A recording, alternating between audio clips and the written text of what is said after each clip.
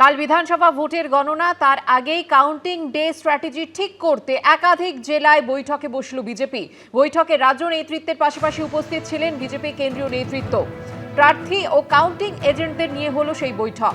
একদিকে মমতা বন্দ্যোপাধ্যায় ও অভিষেক বন্দ্যোপাধ্যায় ভার্চুয়াল বৈঠক করে কাউন্টিং এজেন্টদের একাধিক নির্দেশ দিলেন। তখন মেচেদায় তাদের কাউন্টিং এজেন্টদের নিয়ে বৈঠকে বসলেন বিজেপির রাজ্য কেন্দ্রীয় নেতৃত্ব। ব্যবস্থা করা হলো বিশেষ প্রশিক্ষণে। এদিন দুর্গাপুর সিটি সেন্টারে বর্ধমান, দুর্গাপুর, বীরভূম, বোলপুর ও বর্ধমান পূর্ব লোকসভা কেন্দ্রের সাংগঠনিক জেলার অন্তর্গত বিধানসভা কেন্দ্রের বিজেপি প্রার্থী ও তাদের কাউন্টিং এজেন্টদের নিয়ে বৈঠক করে বিজেপি। উপদ্রবীর ব্যাপার, আগামী পরশুদিন কাউন্টিং আছে, পার্টির নিজস্ব ব্যাপার। এমনি নর্মালি যা হওয়ার কাউন্টিংয়ে সব বিষয়গুলো সম্পর্কে বলেছি। ভারতীয় জনতা পার্টি পশ্চিমবঙ্গের ক্ষমতায় চলে এসেছে, এটা নিয়ে আর কোনো ডাউট নেই। এটা আমাদের খুব প্রয়োজন ছিল।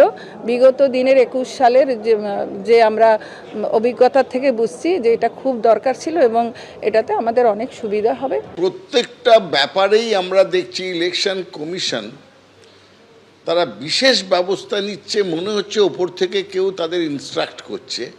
এই যে হিজ মাস্টার্স ভয়েস, সেটা কে? ইলেকশন কমিশন যে আজকে তাদের নিরপেক্ষতা হারালো, তারা আস্তে আস্তে একটা দলীয় সংস্থায় পরিণত হয়ে গেল, যার জন্যে আপনারাও এটা কি আজ থেকে 7 দিন আগে জানতেন যে কাউন্টিংয়ের জন্য এই বিশেষ ব্যবস্থা? তাদের কেউ বললো, তখন তারা উঠে পড়ে লাগলো।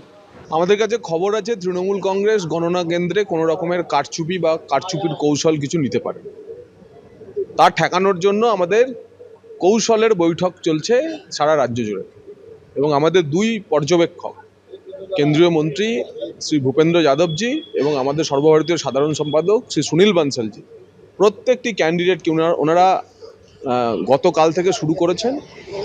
প্রায় 10টি স্থানে গিয়ে ওনারা প্রার্থীদের, এজেন্টদের, আমাদের যারা কাউন্টিং এজেন্ট থাকবে তাদেরকে সতর্ক করে দিচ্ছেন তৃণমূলকে আমরা শেষ যুদ্ধেও আর কাউন্টিংয়ের দিনেও ছাড়ব না।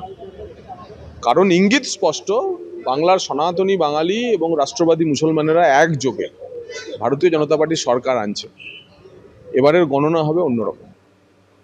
একদিকে মমতা বন্দ্যোপাধ্যায়, অভিষেক বন্দ্যোপাধ্যায় ভার্চুয়াল বৈঠকে যখন কাউন্টিং এজেন্টদের নিয়ে একাধিক নির্দেশ দিলেন, তখন মেচেদায় তাদের কাউন্টিং এজেন্টদের নিয়ে বৈঠকে বসেন বিজেপির রাজ্য এবং কেন্দ্রীয় নেতৃত্ব। ব্যবস্থা করা হয় বিশেষ প্রশিক্ষণের। এদিন মেচেদার বৈঠকে উপস্থিত ছিলেন পূর্ব মেদিনীপুর, পশ্চিম মেদিনীপুর ও ঝাড়গ্রাম জেলার মোট 35টি কেন্দ্রের বিজেপির প্রার্থীরা।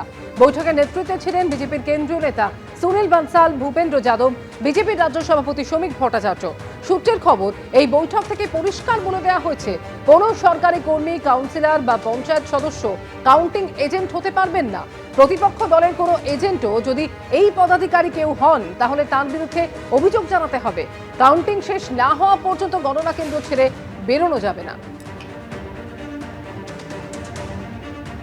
কন্ট্রাকচুয়াল কর্মীদেরকে তো ব্যবহার করা যাবে না, এটা তো নির্বাচন কমিশনের বহু আগের তাদের মতামত, এবং তারা বহু আগে এটা ক্লিয়ার করে দিয়েছে, স্পষ্ট করে দিয়েছে সবার কাছে।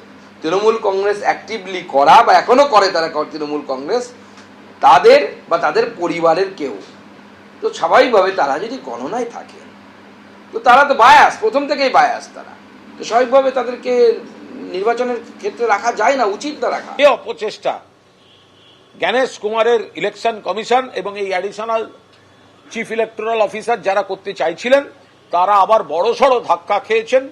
গণনা শেষ ভরসা তাদের, যদি বিজেপিকে 30 থেকে 40, সেই জন্য তারা কাউন্টিংয়েও শেষ চেষ্টা করছেন এবং এই ধরনের একটা অপকীর্তি করতে গেছিলেন।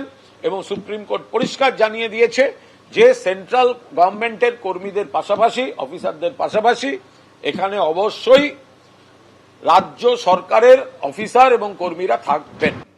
এবিপি আনন্দ, এগিয়ে থাকে, এগিয়ে রাখে।